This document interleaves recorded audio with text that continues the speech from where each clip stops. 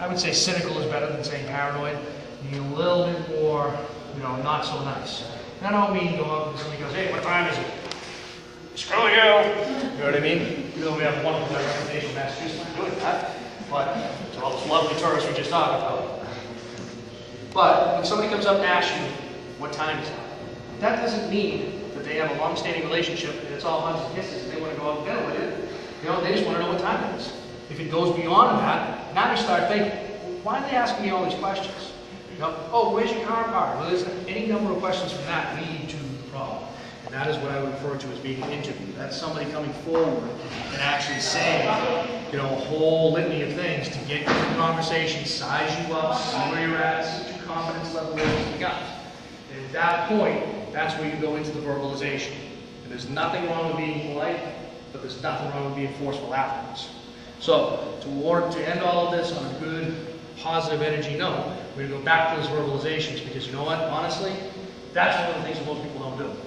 The strikes and everything else, adrenaline kicks in, but the shouting and everything else often doesn't go there. When I teach children, what I refer to it as lights and signs. If I'm standing here and somebody's talking to me, I got my hands in my pocket, and I got my hand down like this, what does that tell you?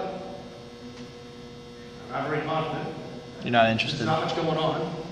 I really am like this. But if I'm standing like this, I got my hands, I'm backing up, would you say that there's a combative situation going on? Would you say that there's something going on that's going to draw my attention? Absolutely. I got my hands like this, and I don't want to indicate this, or I don't want to go in your car scared. Okay? But if I'm doing this and I got my hands up, now here are my lights. And just like in a police cruiser or a fire truck or anything like that, or ambulance, they're there for a reason. They want to be seen. And, as you guys learned today, now they're in defensive posture to strike. And I'll tell you what does this say to everybody? I'm getting ready to fight. I'm going to knock somebody out. What does this say to everybody? It could go either way. Which one's more effective?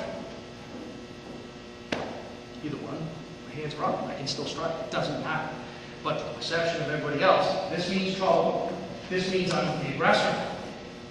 So perception, like video cameras, they're always out there, cell phones, everything else, those are things to think about as well. Not overthink because you guys are civilians. Honestly, you basically have the law on your side. The law is you can use that much force in order to escape in a self-defense situation. I'll say it again.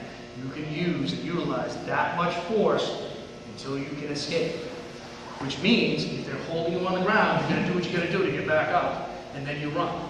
If you do what you can do and knock them out, and then stand there and go, ha, see, I'll show you, I'll make you a victim, might be a problem. Okay? Especially if you got somebody over here videotaping. And what happens is the law, it actually flip-flops at that point. You were all set at that point, you escaped, you got away, you can run away. Now all of a sudden you go back and you start hitting him. Now all of a sudden the guy that was assaulting and battering on you, now you're the batterer, you're the assaulter on that person. So now it is flip-flopped. Okay? And imagine that. They attacked you, they broke into your house, whatever else, they initiated it, now all of a sudden you're getting charged pressed against you. Second, on a practical one. You get up there, you start to get that guy, okay, good. You know what? You succeeded, you were able to get away. That's time to get away. Because what happens when his two buddies jump out of the car? You're tired now, and you have to defend yourself. It's better to be feet at that point than stand there trying to do a sparring match. It's not a sparring match, it's not a sport, it's survival. You have to do what you have to do and to get out of that situation. So, you talk about the lights, my hands are up, somebody can see me. Now they know something. That will hopefully bring some help. Okay? You're also in a defensive posture, which means now you're even harder to target more because you're aware and you can block and strike. Thirdly is your voice. Okay? So I want everybody to come back up. Shake your arms out a little bit. Everybody get a good stretch. Okay?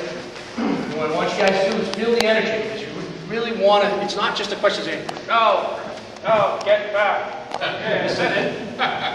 Believe it or not, big kids would love it. A lot of times kids are like, no, I say it. You gotta say it.